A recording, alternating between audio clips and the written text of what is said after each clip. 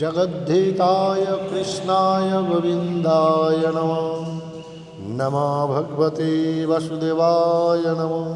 তো মন্দিরের ভিতরে প্রবেশ করার সামনেই কিন্তু এখানে দেখতে পাচ্ছেন আপনারা ধূপ মোমবাতি এখানেই আপনারা জ্বালতে পারবেন। এটাই হলো গেদে স্টেশন, আর ঠিক তার উল্টো দিকেই দেখুন এই দিকটা হলো বাংলাদেশ। এই রেললাইন ধরেই কিন্তু আগে মৈত্রী এক্সপ্রেস চলতো। পশ্চিমবঙ্গের আনাচে কানাচে ছড়িয়ে আছে কত না জানা অজানা ইতিহাস, কিন্তু আজ আমি তোমাদের নিয়ে যাব এমন এক পবিত্র স্থানে যেখানে রয়েছে পশ্চিমবঙ্গের অন্যতম এবং পূর্ব ভারতের বৃহত্তম শিবলিঙ্গ, যে জায়গাটির নাম শিবনিবাস। আজকের এপিসোডে আমি তোমাদের জানাবো কিভাবে তোমরা এই পবিত্র স্থানে আসবে এবং এখানে এসে কী কী দেখবে তার সম্পূর্ণ ইনফরমেশান নিয়ে শুরু করছি আজকের ভিডিও। নমস্কার বন্ধুরা, সকলে কেমন আছো? আমি অমিত, আবার একটা নতুন ভিডিওতে তোমাদের সকলকে স্বাগত। আজ 26শে মার্চ, আর এই মুহূর্তে কিন্তু আমি আছি শিয়ালদা স্টেশনের সামনে।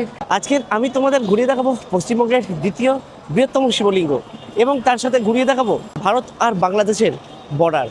এই দর্শনীয় স্থানে আপনারা কিভাবে যাবেন, কোন স্টেশনে নামতে হবে এবং মন্দির খোলার সময়সূচি সব কিছু থাকবে আজকের এই ভিডিওতে। তাই অনুরোধ রইল ভিডিওটি স্কিপ না করে সম্পূর্ণ দেখার।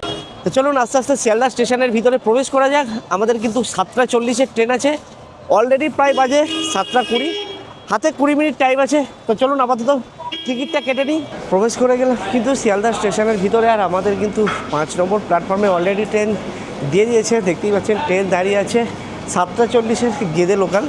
আমরা এই গেদে লোকাল ধরেই কিন্তু এখন যেতে হবে মাঝদিয়ার উদ্দেশ্যে। আমরা টিকিট কেটে নিয়েছি, আমাদের 25 টাকা করে টিকিট পড়লো। তো চলুন এবার ট্রেনে উঠে পড়া যাক।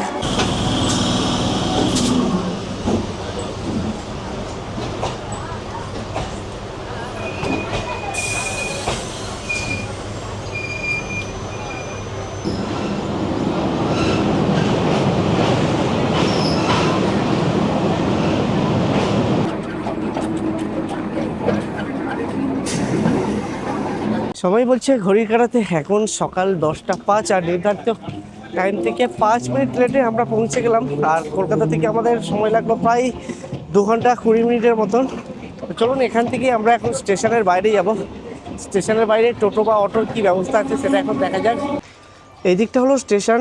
আমরা এই রাস্তা ধরে যখনই মেন রোডে আসবো, এখানে দেখুন প্রচুর অটো টোটোর অপশান থাকবে। আমরা এই টোটো করেই কিন্তু আমরা চলে যাব শিবনিবাসের উদ্দেশ্যে। স্টেশন থেকে বার হয়ে আমরা এরকম একটা টোটো করে নিলাম। আমরা এখন যাব শিবনিবাসের উদ্দেশ্যে। ভাড়া নিচ্ছে মাত্র 10 টাকা করে। তো চলুন এই সুন্দর প্রকৃতিকে উপভোগ করতে করতে আমরা পৌঁছে যাই শিবনিবাসে।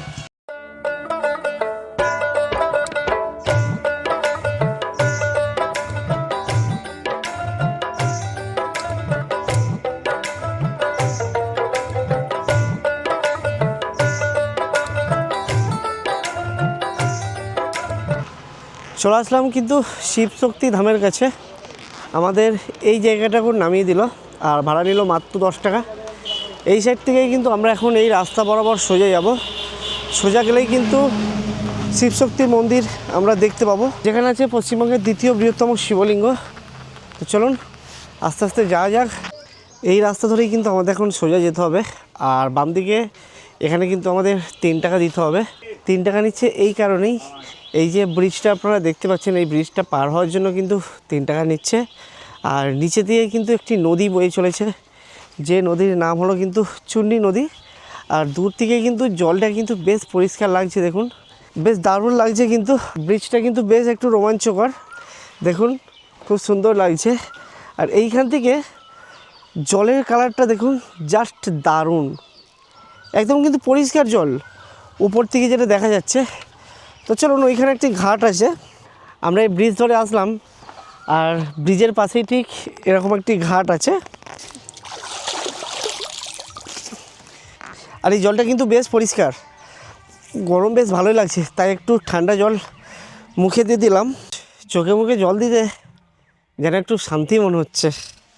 এটি হলো সেই রোমাঞ্চকর বাঁশের সাঁকো, আর নিচে দিয়ে বয়ে চলেছে চুন্ডি নদী। বাংলাদেশের কুষ্টিয়া ডিস্ট্রিক্টের মাথাভাঙা নদী থেকে দুটি নদী ভাগ হয়ে ভারতে এসেছে। এক হলো ইছামতি নদী, আর এক হলো এই চুন্ডি নদী। চলে আসলাম কিন্তু একদম মন্দিরের সামনে, আর মন্দিরের সামনে আসলেই কিন্তু দেখতে পাবেন আপনারা এরকম মিষ্টির দোকান দেখতে পাবেন, যেখান থেকে আপনারা মিষ্টি কিনে মহাদেবের চরণের প্রসাদ বিতরণ করতে পারেন। তো চলুন আমরা এখন এদিক থেকে প্রবেশ করব। তো প্রবেশ করলেই দেখুন এরকম দুধারে এরকম পুজোর ডালার দোকান আছে। আপনারা চাইলে এখান থেকে পুজোর সামগ্রীর জিনিস কিনে বাবাকে পুজো দিতে পারেন। দিদি, কত টাকা থেকে স্টার্ট? ডালা এই হচ্ছে 50 টাকা আছে, 51 টাকা আছে, 160 টাকা আছে। এই যে নারকেলের ডালা আছে 150 টাকা। আচ্ছা, গঙ্গা জল 30 টাকা আছে, 20 টাকা আছে, 50 টাকা আছে। এতে কি কি আছে যেটা 51 টাকা? আছে 3টে করে ফল আছে, প্রসাদ আছে, মালা, ফুল, বেলপাতা, ভোগ সব আছে। আচ্ছা, ওটা দিয়ে 51 টাকা। রামচন্দ্রের মন্দিরের প্রসাদ আছে, আচ্ছা, এই যে আলতা সিঁদুরের সব রকম আছে। মার মন্দিরের পুজো কটা অবধি আপনাদের দোকান খোলা থাকে? 21 টাকারও পাওয়া যায়, 21 টাকাও পাওয়া যায়। সব আচ্ছা, রকম পাওয়া যায়। আপনাদের কটা অবধি দোকান খোলা থাকে? আমাদের এই 7:30টায় খোলে মন্দির, আচ্ছা। আর 12:30টায় বন্ধ হয়ে যায়। 12:30টায় বন্ধ হয়ে যায়, তারপর? আবার বিকালে 3:30টায় খোলে, আবার 6:30 7টার মধ্যে বন্ধ হয়ে যায়। তো বাবাকে পুজো দেওয়ার জন্য এরকম 51 টাকা দিয়ে আমরা একটি এরকম ঘট নিয়ে নিলাম। তো চলুন ভিতরে প্রবেশ করা যাক এবার আস্তে আস্তে। আর এইখানে আপনারা জুতো রাখতে পারবেন। অবশেষে দেখে পেলাম যার জন্য এখানে আসা। এই মন্দিরের বেশ কিছু ইতিহাস আছে। নদিয়ার রাজা কৃষ্ণচন্দ্রের স্বপ্নে স্বয়ং দেবাদিদেব মহাদেব এসে বলেছিলেন সে কাশী থেকে তার রাজধানীতে আসবে, তাই রাজা যেন তার সেবা করেন। সেই স্বপ্ন দেখে রাজা কৃষ্ণচন্দ্র নদিয়া শিবনিবাসকে নতুন রাজধানী নাম ঘোষণা করেন, আর মহাদেবের উদ্দেশ্যে এখানে 108টি শিব মন্দির তৈরি করার আদেশ দেন। কিন্তু 108টি শিব মন্দিরের বদলে এখানে আছে মাত্র 3টি মন্দির, যেটা আজকে তোমরা দেখতে পাচ্ছ। তার মধ্যে এটি হলো পূর্ব ভারতের লম্বা শিবলিঙ্গ, যেটি 1754 সালে বানানো হয়েছিল। শিব মন্দির আর রাম সীতা মন্দির দর্শন করে আমরা চলে আসলাম এই জায়গাতে। একটা ডাব নিয়ে নিলাম, 50 টাকা নিল। বুঝলি কাকা, ওই দাগটা যদি উঠে যায় ডাবের জলটা যে খাচ্ছি মানে একদম বলে বলে যাচ্ছে। সকাল থেকে কিন্তু কিছু খাইনি, ডাবের জল খেয়ে দিনটা শুরু করলাম। পুজো দেওয়ার পর আপনারা এখানে এরকম টিফিন সেরে নিতে পারেন। এখানে কি কি পাওয়া যায়? লুচি, তরকারি, আলুর দম। কত করে প্লেট আছে? ক পিস থাকবে? 4 পিস। আপনারা এখন লুচি ঘুগনি টিফিনটা সেরে নিতেই পারেন। 4 পিস মাত্র 20 টাকা দাম নেবে। বাবার দর্শন করে আমরা এরকম বাইরে চলে আসলাম। তবে আপনারা যারা বাবার ভক্ত তারা বলবো একবার হলো এই শ্রাবণ মাসে এই শিবনিবাসে আসুন। আশা করব আপনাদের ভালো একটি সময় কাটবে। আর এই মন্দিরটা কিন্তু বেশ বড় চত্বর জুড়ে আছে।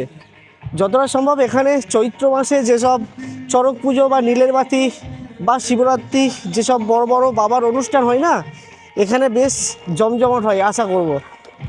তো চলুন এইবার আমরা চলে যাই আমাদের মেন রোডে। ওখান থেকে আমরা টোটো ধরবো, টোটো ধরে আমরা চলে যাব কিন্তু আমাদের বাংলাদেশের বর্ডার দেখতে। চলুন, চলে আসলাম কিন্তু আমরা গেদে স্টেশনে। এইবার আমরা এই রাস্তা ধরেই সোজা যাব। সোজা গেলেই কিন্তু আমরা দেখতে পাবো ভারত বাংলাদেশ বর্ডার এবং ওখানকার ইমিগ্রেশন অফিস। কোথা থেকে আসা হচ্ছে? বাংলাদেশ থেকে। আচ্ছা আচ্ছা। তো এইসব মানুষগুলো দেখতে পাচ্ছেন বাংলাদেশ থেকে ভারতে আসছে। আর এইগুলো দেখুন এখনও কিন্তু এইসব মানুষগুলো আসছে। কাকা, কোথা থেকে আসা হচ্ছে?